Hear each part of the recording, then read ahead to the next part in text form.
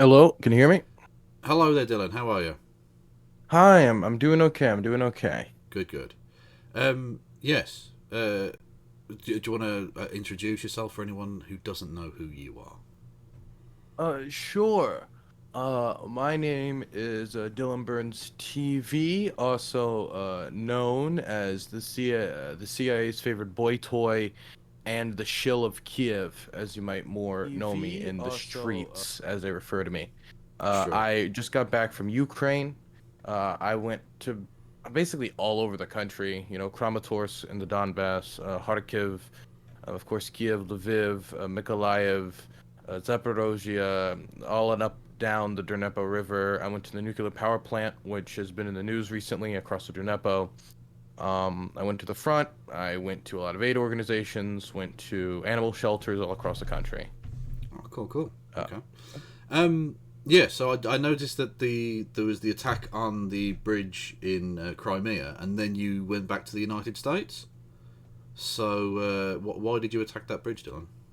Look, this is a baseless accusation. Obviously, it's not based on any evidence. I did not, under any circumstances, go onto a bridge, plant about 72 tons of explosive TNT, 72.2 tons to be exact, and then run away on a little moped, being chased down by authorities. This is a lie, made up by RT in the Kremlin. Almost certainly. Almost Yes, certainly. almost certainly, Yeah. almost. Okay. So yeah. So you were in Ukraine for like 6 months or something. Yeah, just about. I was there for Yeah. the majority of the war up to this point. Yeah, that's fucking crazy. So, like, what was it about this particular conflict that inspired you to like go there in the first place? Well, I was covering the war from my home, like basically everyone else was. A lot of people, at the start were like 24-hour Kiev live stream every day of the war, Yeah, right? I was doing it, Hassan was doing I it, was doing it. you were doing it, Yeah, Stardust was doing it, Vosh yeah, was doing it, everybody was doing it, right? And the idea behind watching that live stream is you're just waiting for something to happen, yeah, right? You're just waiting for an explosion, you're waiting for a bomb to drop, you're waiting for maybe Russian troops to come into frame or something, and some street skirmishes. And that actually did happen with the Zaporozhye nuclear power plant camera, which when it was attacked by the Russian army, one of the power plant staff actually turned the camera on, put up a live stream, and streamed it to the world as the Russians endangered an active nuclear reactor. And so, personally, I think something that allowed a lot of people, including myself, to get so attached to this conflict in particular was how much information was available about it so quickly. If like during World War II, there's no live stream you tune into to see every single development. There's no Twitter that tells you every city falls, every detail, as you can follow people's personal lives affected by the war. So I think the amount of knowledge that was being dispersed out allowed a lot of people to get emotionally invested, including myself. I also believe that, I made a lot of money early on. I made about $10,000 the first month covering it, which for me is a lot of money, right? And I looked at this money and I was like, wow, this is a lot of money.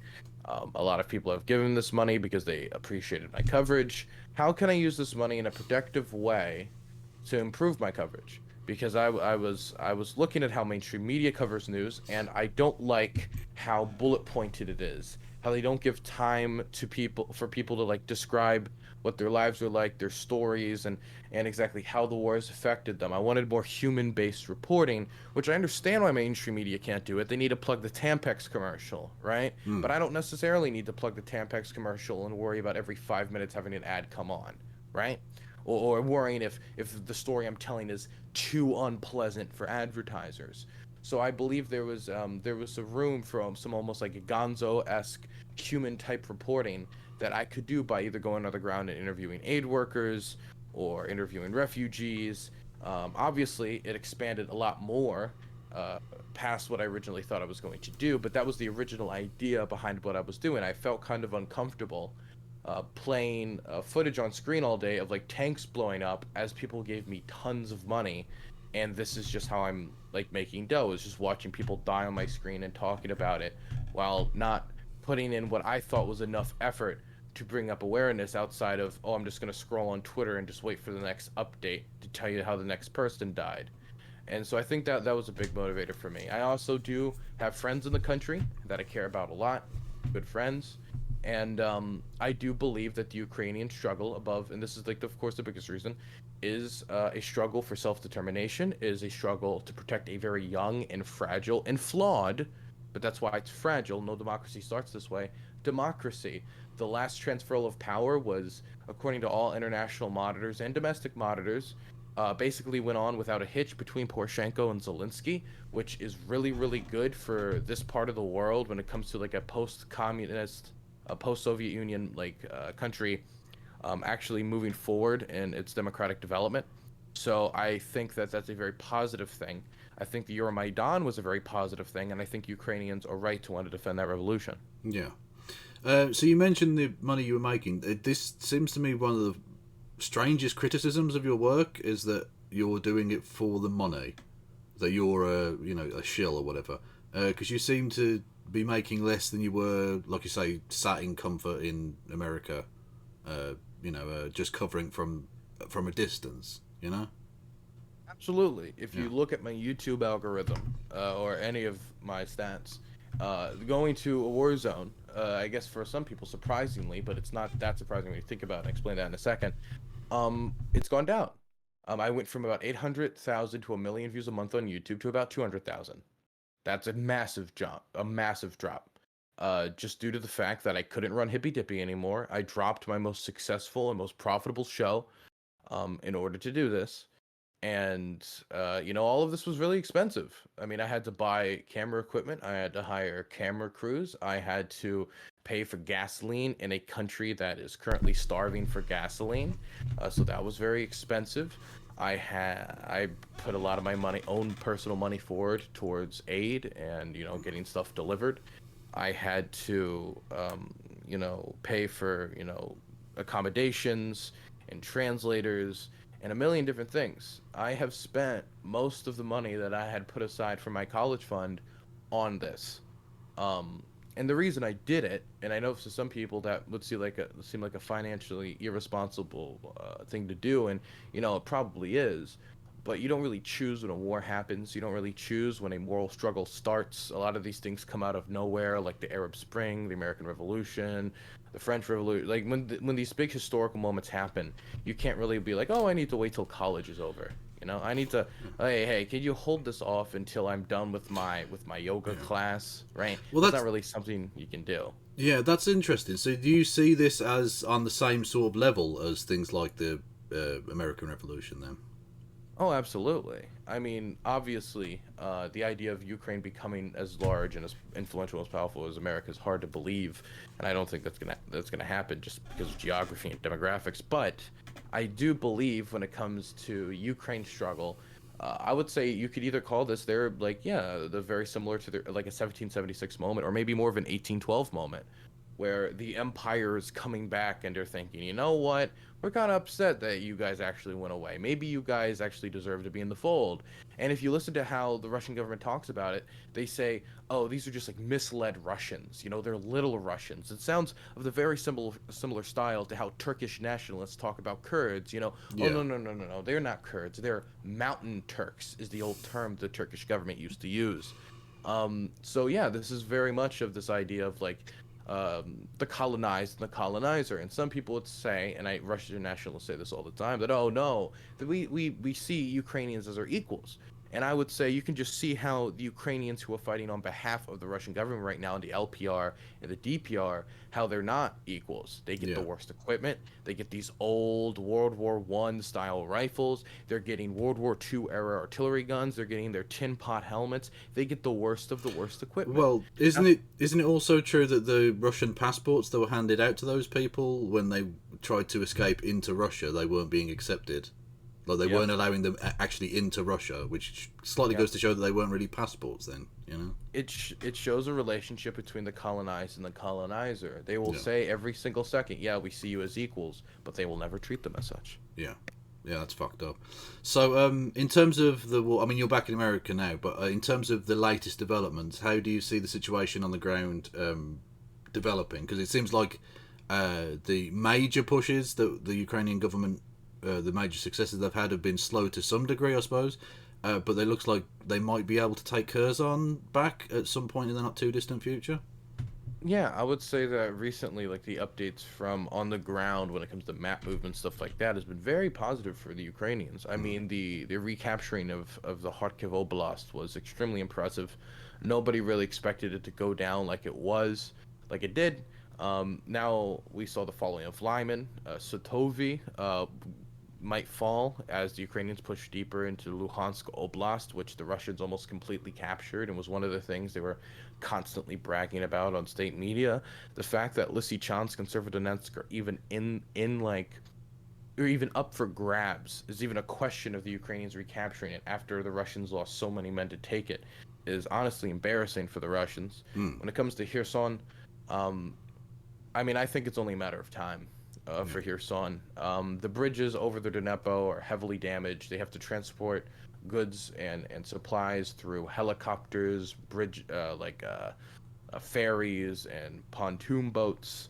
The Crimean Bridge being targeted, even knowing it can be targeted, puts a lot of Russian logistics in further jeopardy. Not to mention that it was struck and honestly, I think if the United States was to provide Ukraine with longer range missiles, it would even further speed up the process of Kherson falling. But the Russians seem to be making moves that align with them understanding that there's going to be a battle for the city.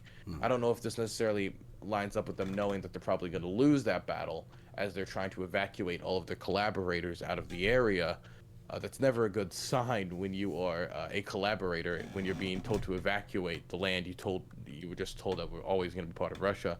So I think Kherson is only a matter of time. There was even a New York Times report saying that the only reason Russian soldiers are still in Kherson when it comes to across the Dnieper River is because Putin told them to stay. That the generals wanted to bring them out because they understood the insurmountable odds they face across the Dnieper, just the natural barriers that are going to hurt them.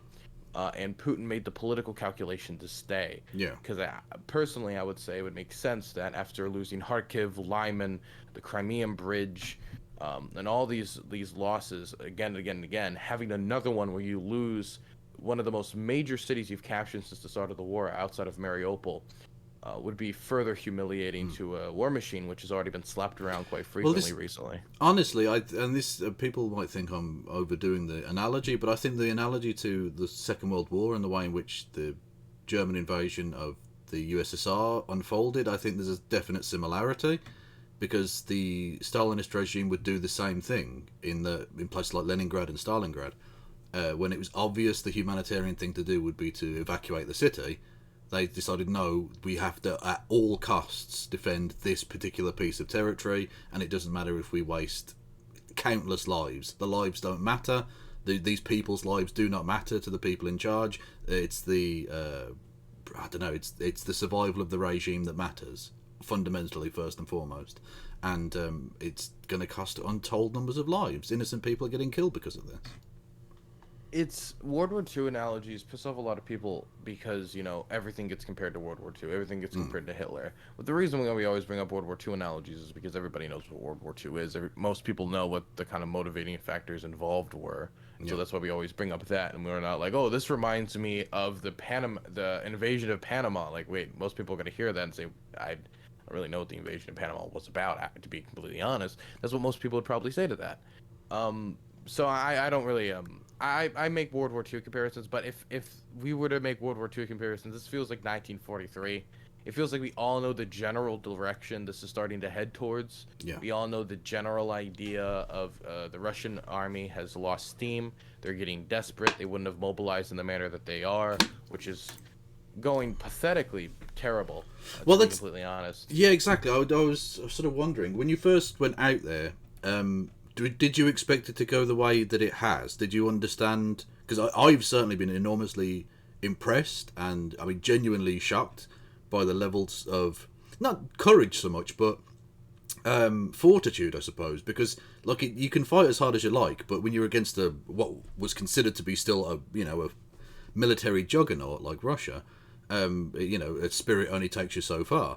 but yet they've managed to not just hold on, but start to push them back to the point where the unthinkable of, like, maybe at some point Crimea, they could, make an attempt on that, which would have been unthinkable even, 3 or 4 months ago. Were you surprised by how effective the Ukrainians have been? Absolutely. I feel like every Western analyst has been surprised. I even think to some degree the Ukrainians have been surprised by how well they've held up. I think the reason why we were all so surprised is that, um, well, I think Russia has a specter around it. It's Russia. It is a very historically influential country. It is a country with a decently sized military, very massive military. We had a very long Cold War with the country that was at the helm of the USSR, Russia, for a Yeah. very long time. The idea that either Russia or America, or the Soviet Union or America, could bring the world to an end with nuclear hellfire, and all of that, Cold War propaganda mixed with the historical influence of Russia made it very difficult for, I think, a lot of people to think that Ukraine, this country that most people don't really know that much about, it's very, very, very smaller than Russia, even if it's large for a average European state. It doesn't nearly have the same population. It doesn't have the same military budget. Not near the same military budget. Doesn't have near the same military history or history of statehood. Could possibly stand up against it. Definitely, when most people considered Russia was the second most powerful military on the planet. And I think a lot of these errors were down to, definitely when it comes from a military, like the government perspective, was due to our failures in intelligence gathering. During the start of this war, the CIA and intelligence gathering apparatuses got a lot of credit for predicting when this war happened, which you have to give them. No matter how much people doubted them, they were right about the Russians planning to invade, and the American government you know, took the path of, we're just going to be open and honest about what we heard about the Russians and their invasion. We think they're going to invade tomorrow, and you know what? They were right. Yeah. They were right about it. But the problem is, the reason I think they were so accurate about it was because they strive in technical intelligence, satellite imagery, hacking, stuff like that. And I think that meant the American government was able to get a lot of information about where the Russian military was, and about Russian military movements, and Russian military communications. Communicating in Chechnya exactly, oh, we need to send these many divisions over here because we're going to invade next Tuesday type stuff. Yeah. But that does not make up for a lack of human intelligence. That means people at ammo depots and people in influential positions that can tell you, hey, this military division is incredibly corrupt, or they're missing half their uniforms, or they're missing half their ammunition, or hey, they replaced all of the good body armor with cardboard so this person could sell all the good body armor out of the back of a truck. Because the people who run these ammo depots don't have a lot of opportunities for career advancement, don't have a lot of opportunities to, get raises. They have a very low salary, and so for them, part of the perks of the job is being able to kind of sell out the Russian military stockpile, which is so massive, so gigantic. And with Russia's influence, the odds of them even needing to be using these weapons, most weapons are never fired in the first place, are quite low. So who cares if I sell 1.5 million Russian uniforms at the back of a truck? And I think that corruption was never properly analyzed. We never properly judged how much it affected the Russian military. The Russians also did not plan this invasion well. They highly underestimated their opponent. They thought they were fighting the Ukrainian military 2014 when they're actually fighting the Ukrainian military 2022, which a lot of people will say has improved because of NATO, and in large part it has, but a lot of it has been the Ukrainians' own initiative of them rebuilding their command control structure, of them rebuilding their military. So I think there's a lot of factors that came in to everybody doubting Ukraine and how the Russians have acted, quite frankly, incompetent during this invasion. Well, that's the thing. It's so mad to think that, even within my lifetime, Russia, or the USSR, I suppose, which included Ukraine at that time, was one of the preeminent world superpowers. So you're thinking, it's 30 years down the line, but surely they've still got some residue of that. You don't go from being one of the world superpowers to being unable to take on one of the smaller constituent parts of your own territory, what was your own territory at one point. it doesn't seem remotely possible that you would be that corrupt and that fucking fall apart that Well, quickly. And yet, they've been, honestly, this has been fucking humiliating for Russia. it has been humiliating for Russia, and this is something that cannot be undone no matter what they negotiate at the Yeah, end of the day. yeah, They cannot undo the humiliation. They cannot undo how weak they look. And you can see how other international players are reacting to this, right? You can see the Central Asian countries just quite frankly disrespecting Russia more, saying, "No, we're not the former USSR. You need to get your lines in you need to get your lines in order." At these conferences with Vladimir Putin, when the world leaders in Central Asia would be at Putin's beck and call, because either they're part of their military alliance structure, or they want access to Russian markets, or any number of regional, or they're intimidated by the Russian military. We see Azerbaijan completely disregarding that Russia is allies with Armenia, and even firing upon FSB positions in Armenia, firing upon them with no care in the world. I think that we see the border skirmishes between Tajikistan and Kyrgyzstan. I mean, what we're seeing right now is a massive drop in respect for Russia's yeah, military and economic influence around the globe. And there's nothing the Russian government can do to negotiate that bad. yeah, That's something that has to be built up over time. Vladimir Putin, and I would assume most Russian military analysts, know that perceived power becomes actual power. If people believe you're extremely powerful, then people will treat you as you're extremely powerful, yeah, right? If you can put up a facade that you're much stronger than you actually are, that people will treat you as strong, like that you're that strong. But the problem with this is, if you actually have to put that to the test and you fail, then all that perceived power goes away. yeah. And a lot of it has gone away for Russia. Exactly. I think people have realised that the emperor doesn't have any clothes on now, and you're starting to get like countries like Georgia and fucking Moldova and these other places in and around the borders of Russia that are now openly trying to join NATO or the European Union or whatever, and countries aren't scared of Russia that much anymore. I mean, now that doesn't mean that they're going to invade Russia, because Russia can still defend itself. But in terms of being able to project its power outside its own territory, it's just not the intimidating tiger it wants to be. And that's, I mean, there's something almost comic tragic about how this has gone down. But also just tragic, really. I wonder what happens from here in terms of the internal Russia, and this isn't necessarily something that you can necessarily answer, but I wonder where they go from here, because when you turn to the strongman and it doesn't work, what happens now? Do they actually try democracy at some point? Do they give that a go, or do they just go to a different strongman? I don't really know. It could be quite dangerous. It's hard to say. The thing is, with as empires collapse, um, there's a lot of chaos, and there's a lot of just people try to fill up the power vacuums. That doesn't mean that an empire doesn't deserve to collapse. The same thing is true about the British Empire and the French Yeah, yeah. Empire. When Oh, they absolutely. Yeah, yeah. collapsed, there was much fighting throughout of Africa between rival groups, and a lot of killings and a lot of violence. But if you ask any African, do you think we should have kept the British and French colonial empires in Africa because chaos might ensue? Yeah. Even if that chaos, everybody should do everything they can to avoid it. Uh, Most of them would say, of course, no. Yeah. Oh, I would assume. absolutely. Yeah. I wasn't arguing that the collapse of the Russian Empire Yeah, was yeah, kind yeah. of tragic, I, but I'm it. just saying that this is like a natural process of imperial collapse, right? Yeah. This is naturally going to happen.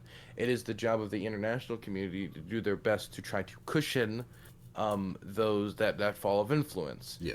Russia's collapse should not mean that Azerbaijan can now just invade and occupy half of Armenia if they wanted to. Yeah. This cannot mean that we allow multiple border wars to just break out in Central Asia, as Russia can possibly no longer be a security guarantor. Uh, um, To be honest, Honestly, I hope. this seems like the kind of echoes of the fall of the Soviet Union, because the fact that that didn't turn into a big civil war and a bloodbath was quite surprising to a lot of people on the outside, because there was a lot of tension. There were soldiers in the Baltic states who no one was sure whether they were just going to open fire on these crowds and stuff. And thankfully, it went down pretty bloodlessly. But I think we're now starting to see that, although obviously in name the Soviet Union disappeared, the tendency for Russia to try and control those Central Asian republics and much of Eastern Europe didn't go away. And now that Russia can no longer doing that, we're essentially getting a delayed reaction piece of civil war bloodbath potentially ensuing. We're certainly seeing that, I think, now in Russia, and like you say, there are Armenia and Azerbaijan and the Central Asian republics could go a really dangerous way. I think like once the Soviet Union collapsed, there was there was violence, but it wasn't from the Soviet Union directing it towards all of the people. There was in Ukraine, there was in some areas, but it Mm. wasn't to the scale that anybody expected. Yeah, Um, there was, I think, like a lot of the chaos was in Yugoslavia. Some of it was between like Transnistria and and the skirmishing that was going around there. But yeah, I think it was not nearly as violent as many people expected it to be, yeah, which was a huge relief to the international community. I do not know if that will go similarly here, if we will see, Lukashenko be ousted and a democracy instituted in Belarus. I don't know if it means that we're going to see Azerbaijan invade Armenia proper and try to annex tons of territory. I don't know exactly how it's going to play out. I just think it's the international community's role to make sure that the power vacuum is filled very quickly without violence, yeah, without large scale violence. I don't know exactly how that would be done. I think America talking to Armenia and possibly making clear to Azerbaijan that if they were to do an invasion proper, if we would drop support for them in this way and this way and that way, like a lot of multilateral and like a lot of agreements are gonna have to be made moving forward, or like what this mm. possibly like post Russian influence world could look like if Russia just completely goes off the deep end, which we don't know for sure is going to happen yet. Yeah. Um, in terms of the people that might be able to make that work, I think I know one person who definitely could. The great peacemaker himself, Elon Musk. What Yes. have you felt? What have you made of Elon's incredibly five-head take on peace in Ukraine? So what's interesting to me is I think we got like an explanation about where this came from, possibly when Vice and Ian Bremmer and one second, and all these people dropped the story that hey, looks like Elon actually talked to Vladimir Putin before he released his proposed peace plan. Now, Elon Musk denies that he did this, and the only source for this is Ian Bremmer, who said that Elon Musk himself told him this information. So it's kind of hard to gauge exactly how accurate it is. But you don't need to believe that to see that the foundations for what Musk did to build his proposed peace plan are flawed. So for those of you who don't know, his proposed peace plan was A, Russia gets to keep Crimea. He called it a historical mistake that it was ever in Ukrainian hands. Yeah, he said it was B, Khrushchev's mistake, which is a bit ridiculous. And of course, the Russian government have subsequently affirmed the borders of Ukraine. So he's just mhm, wrong on any number of levels. But yeah, on multiple occasions. Two, he wanted to have a revote under international monitors to see if all of this territory that Russia claims to have had a democratic referendum in, which it didn't, it had a sham referendum, wants to be part of Russia. Now, there's a few problems with this. The first problem is how are we going to make it so that all of the people of these oblasts get to participate, or is it just going to be all of the areas that Russia currently controls? Also, what about all the displaced people? Do no, they it's get to no, it's participate? look, Dylan, it's fine. In a democracy, you get to just kill or drive out all of your opponents and then take a vote. It's fine. Absolutely, Why wouldn't that? Why absolutely. wouldn't that be fair? That's true. That's what we did with the natives. True. Uh, Next was guaranteeing water supply to Crimea, and what is the one I'm missing right now? I think I'm missing Ukraine one. remains neutral. Yeah, Ukraine remains neutral, which would mean that Ukraine would not be able to get any security guarantors moving forward Yeah, from like NATO or any alliance structure that would stop Russia from doing this in the future. Because you can say a lot of things about NATO, but no NATO countries have been invaded by Russia true, since they joined NATO. So true, I mean, very much so. it is a time tested But structure to delightfully, stop you from getting invaded. even on his own fucking page, 59% of people voted no for his peace plan. which is delightful. Well done, Elon. Well, no, he claims that it was bots that did that. Well, of course it is. Yeah. Well, he can get rid of them if he ever buys the company, dickhead. Absolutely. Yeah. In terms of Ukraine remaining neutral, it's so odd to me that people make that announcement as if that's something uncontroversial. Like you're essentially saying Ukraine, because it's next to a big bully, gets to have no sovereignty whatsoever. It can't enter into international agreements unless Russia says it's okay. That's not independence. You're just saying give up your independence, so just roll over, basically. The thing is, what would stop under this peace plan? Because people were talking about let's build a secure future moving forward. What would stop Russia from invading Ukraine again under this peace plan? Because the thing is, let's even say that it goes the best way for Ukraine under and say that hey, they actually get to keep all the territory that Russia took after February 24th. What is going to stop Russia from just trying again in 10 years? What's going to stop Russia from trying again 15 years? However many years it takes for them to rebuild up, come up with a competent strategy this time, possibly deal with the structural issues that caused them to fail, and then try an invasion again. Because let me be for real with you, there is a multitude of factors that have come together that has led to Ukraine's performance. If the factors were different, if Russia did not underestimate Ukraine, if Russia planned their invasion for more than 3 days, when it comes to, oh, this is only going to last 3 days, and people were scheduling dinner appointments in Kiev, if they dealt with the corruption, if they were able to improve their morale, then if they were to try again, oh, improve technologically as well, and modernize their economy to actually have better military production, then what would stop them from actually trying again in the future? And despite Ukraine's best efforts, they take a lot more territory. And this being nothing more than a tactic to delay. Well, no, Well, because I mean, it's winners in history has appeasing a dictator who wants to take a neighbouring country's territory never worked. When I'm it's not familiar. I think it's yeah, worked every time. yeah, it's flawless, perfect plan. Give in to the bully is always the strategy. Give in to the bully, and they'll just go away and leave you Uh, alone. the thing is, a lot of people talk about building like a sustainable like future and like how that needs to include Russia to have a sustainable future for peace and stability.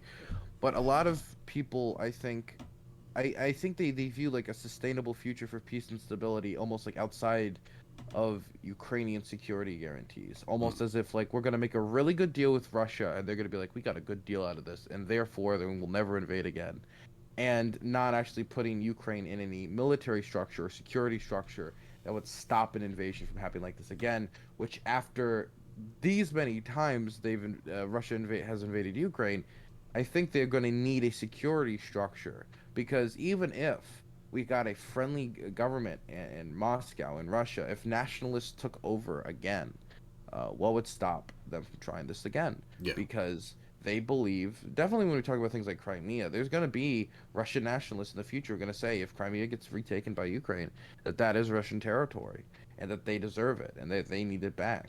yeah, And the only thing that that should be answered to when that question is proposed is, well, this is a security structure, so question settled, goodbye. yeah. Exactly. Yeah. Virtually all of the plans, quote unquote, that people are putting forward right now, um, seem to me fundamentally to just be Russia. Can you capitulate because we don't like war? Well, okay, no one likes war other than I suppose psychopaths. But like the Ukrainian people get to decide that. Basically, you don't. It's very easy for you to sit in Los Angeles or London or wherever and make your stupid fucking suggestions. Are you prepared to give your territory away? Are you prepared to give your freedom away?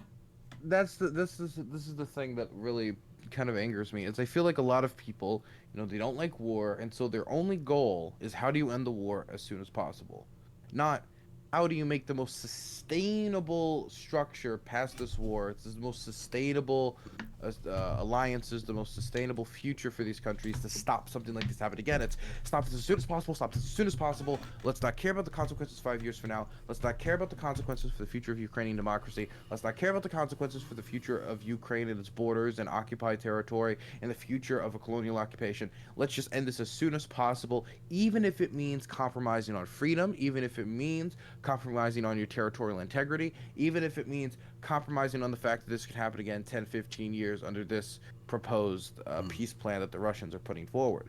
I think a lot of people have very short term thinking They have extremely short-term thinking. There's a million different despots and tin pot dictators that if we had this thinking with, and of course, if we're using World War II analogies, it's not hard to figure out what I could point towards. That if we compromise on okay, we're gonna take this short-term beneficial end of the violence peace plan outside of dealing with this issue now, definitely when Ukraine has the best odds right now. Yeah. Ukraine's never going to get another opportunity like this in its history. It just isn't.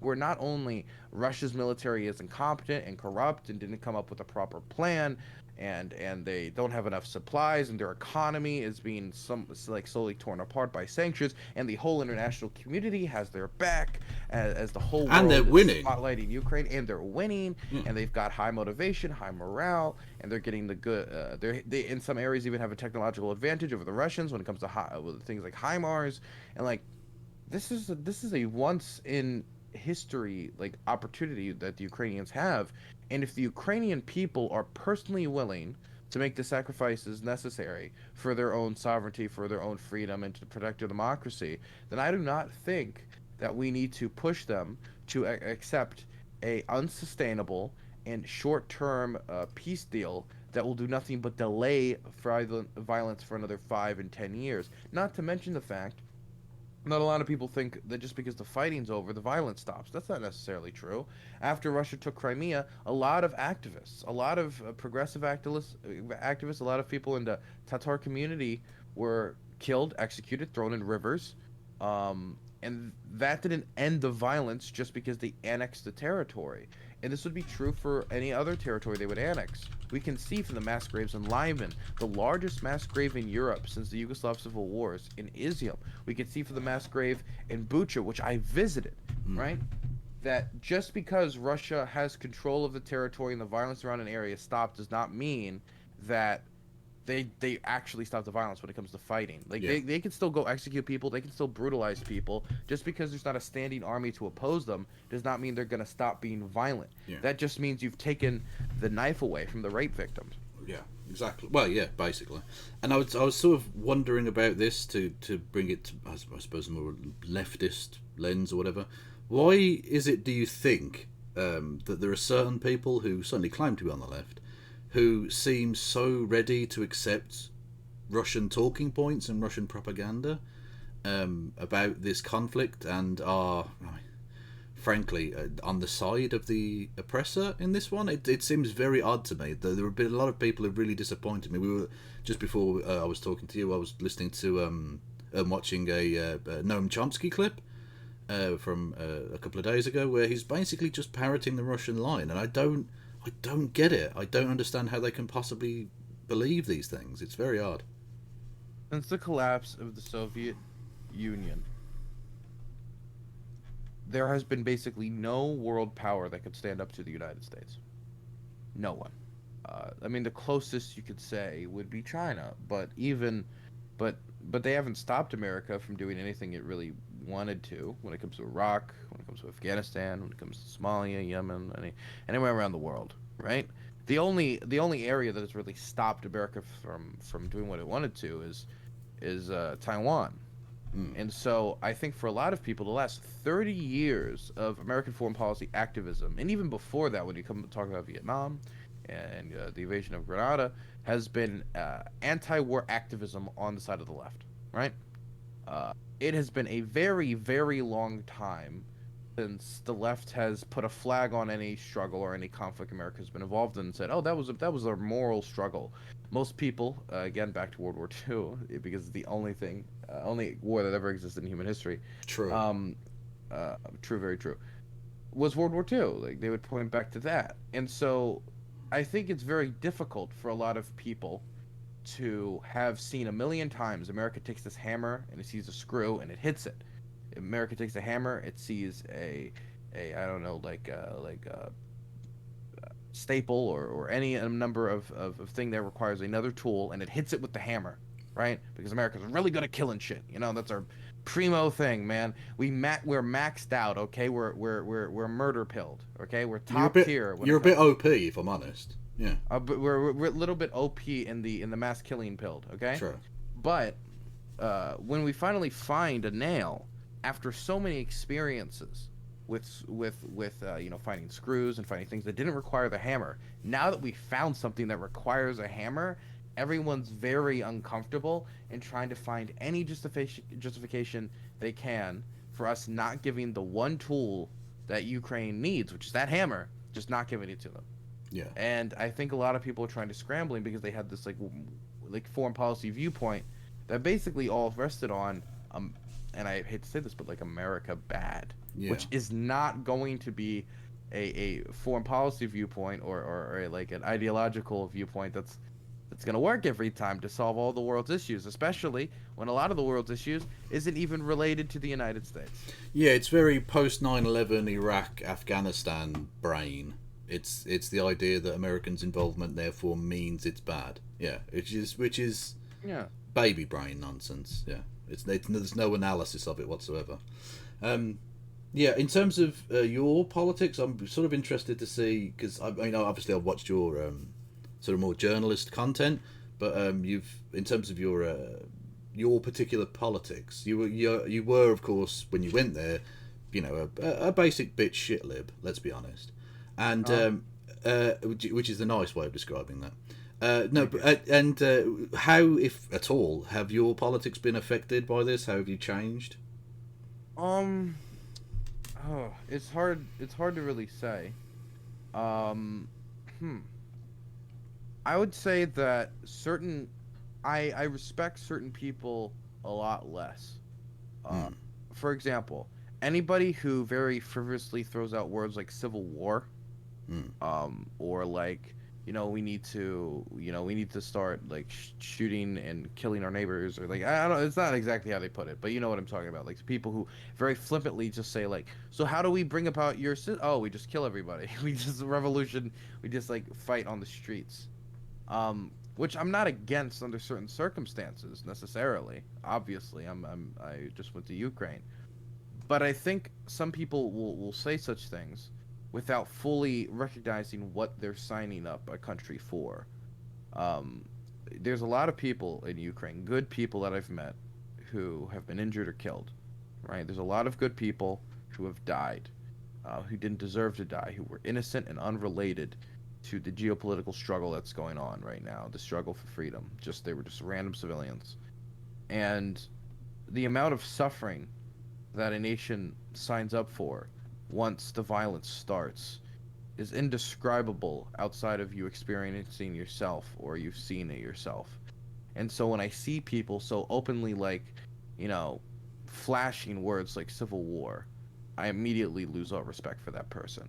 I immediately lose all respect for that person because it's hard for me to really hear them say that and really believe that they mean it or that they know what they're saying when they call for a civil war or call for that type of violence, because there are untold atrocities committed by man, unbelievable atrocities committed by man that will happen when stuff like that goes off and are almost unavoidable because you cannot control the powers involved, and you do not want to shoot your neighbor. Yeah. So, I mean, yeah, on that basis, without getting into specifics of individuals necessarily, you must have seen some fucked up shit whilst you were there. You mentioned, I Hmm. think, earlier mass graves and stuff. Yeah. Could you tell us a little bit about, I don't know, without getting too, I don't know, graphic or whatever, what are the sorts of horrific shit that Russia has been getting up to in the areas that they've quote unquote denazified? Um, it's pretty bad. So I interviewed some people at Bucha, Hmm. which is, very notorious location. Wasn't really well known outside of Ukraine until this war. It's now very notorious. Yeah. I was going to the site of the mass grave, and it's very strange. It's very solemn going there because I didn't go there when the grave was open. I went there when it was already filled in, and there's like a plaque, there's some flowers, and just a patch of dirt in the ground. But under that dirt is a bunch of people with their hands tied behind their back, executed. and it's very strange to sit there and how quiet it is, and you look around and you see like damage on the side of the small damage on the side of the roofs, and you like go into like the community, and some of the restaurants that are still open have its pillars that are holding it up heavily damaged by fighting. And I remember I ate at this restaurant there that was that TV was like shattered by bullets. um it was very strange. But while I was at Bucha, the small woman walked out of the church, which the mass grave is located at, because that's where everybody put the bodies, because church grave, you get the idea. Yeah. Um, she walks up to us, small woman, probably 4 foot, maybe 4'5". So taller than you She then? Yeah, very. She was towering above me. She walks up to us. She's in the outfit of what I would describe looking like a nun. Now, I don't know much about the Orthodox Christian faith, so I'll just call her a nun. I don't know if that's the proper term, but she walks up to us, sees our cameras, and immediately just starts talking to the camera and talking with me and the two Polish aid workers and journalists I was working with. So I point the camera at her. We have the camera pointed at her. We have her, talk and describe what she experienced here. And what was translated to me and what was explained to me is that she came up and described two instances which I think are important. So the first thing is she was here during the occupation of Bucha. Uh, and two stories she said really stuck with me. The first story is that one of the people who were in the church choir, the backup singers who wear the religious robe, the choir, he was taken, a very young person from what I remember, possibly a minor. If I'm trying to remember the story 100%. It was either they were very young or they were a minor. They were taken, put in the basement of one of the buildings locally, and they were beaten with metal pipes by the Russian occupation forces, having their kneecaps smashed, stuff like that, and tortured with electrical wiring, and you get the idea. Yeah. Um, the second story that she told me is that the Russians, failing militarily, getting their soldiers slaughtered as they try to advance, just getting ambushed left and right, took their aggression out on the local civilian population. One of the ways that happened was one of her friends was speaking Ukrainian publicly, and a Russian soldier just walked up to him, put a gun to his head, and blew his brains out because he was speaking Ukrainian instead of Russian. Fucking Those hell. those those are the two descriptions she gave to me from her time in Bucha. Uh, Another thing that happened, and this happens in a lot of the territory that's heavily fought over, and this happened in Bucha, as I went to this woman whose apartment, like building, was just completely burnt out, except for one room, which was hers. Hers was the only room that seemed to survive that we saw. The building caught on fire 3 to 4 separate occasions, and every single room was completely burnt out. Completely burnt out.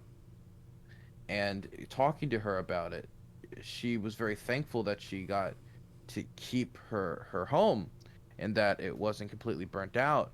But you could also tell that she was very sad that, like, all of her neighbors are gone. Many of them were died during the fighting.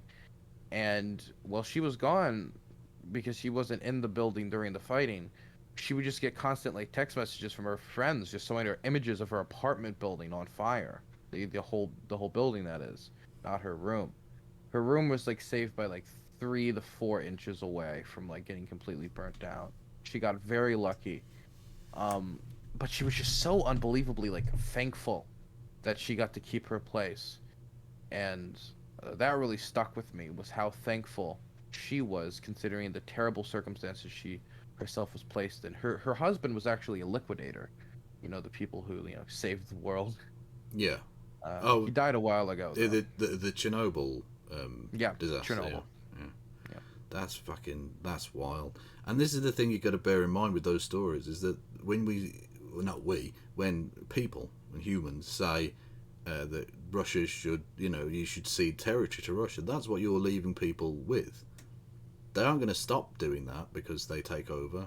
They're just going to be able to continue the job. And I mean, it's a big word, but I think this now definitely classifies as genocide, what's taking place in eastern Ukraine right now. something I would recommend you read. Now, this is kind of an old report at this point. I read it when I first entered Ukraine, but it's still a good report. The New Lines Institute released a report about whether Russia is committing a genocide or not about 4 or 5 months ago. And it was really good how it lined out like what would be the requirements for us to say that Russia is either committing genocide or at risk of committing genocide. And I could get into the details about everything it said, but the conclusion of the report is at the very least, Russia is at a risk of committing a genocide and is the responsibility of other state actors to try to stop this from occurring. Well, I think you can definitely say it's a genocide under any number of different definitions. Although, of course, the fact that there isn't one definition is makes it difficult.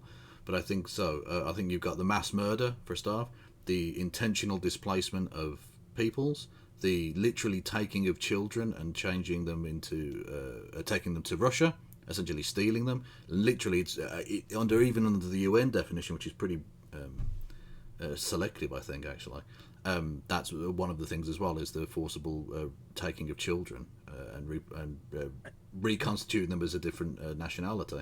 These fundamentally, I think it reaches the line of genocide. Now, ultimately, it sort of doesn't matter in the sense that it's going to be difficult to prosecute anyone. But I think as a statement of goodwill by the international community, I think the ICC needs to hold essentially a kind of Nuremberg trial for the Russian leaders in absentia, and even if they never actually have to fulfill the punishment, I think it's only just that these crimes get brought to light in front of everybody.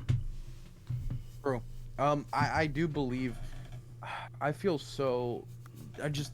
I feel so discouraged at the idea of like a Nuremberg style trial because like just the odds of it happening are just so low. Mm. There was an article released by Foreign Affairs that described the basically conditions that would need to take place for something like that to happen, and what we would need to see is almost like basically just complete full out Ukrainian victory for something like that to even Yeah, like the Russian regime would basically need to collapse for yeah, something like that to happen because there's no way Shoigu or Lavrov or Peskov or Putin or any of these people or Dmitry Medvedev are going to willingly be like, yeah, sure, we'll go be tried at the International Criminal Court, sure.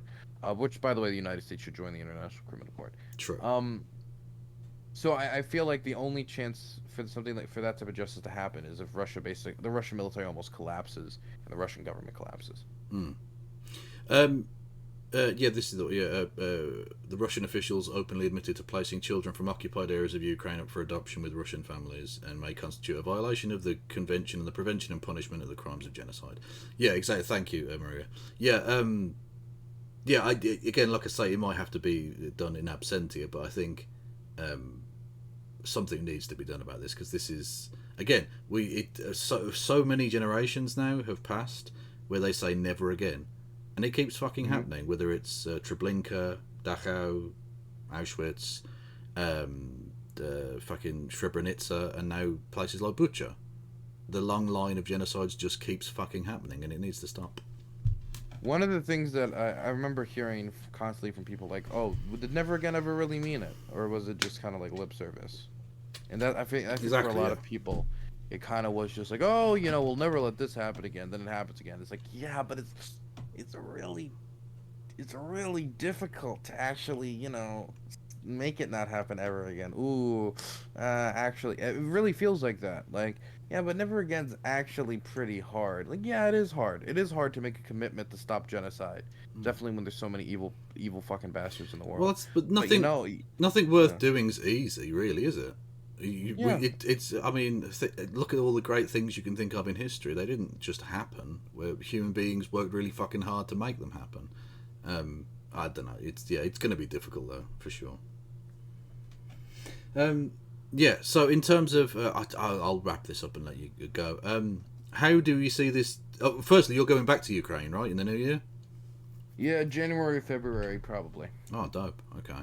How do you see this playing out, if at all, or does it just end up in a fucking Korea style stalemate, or like how does this end?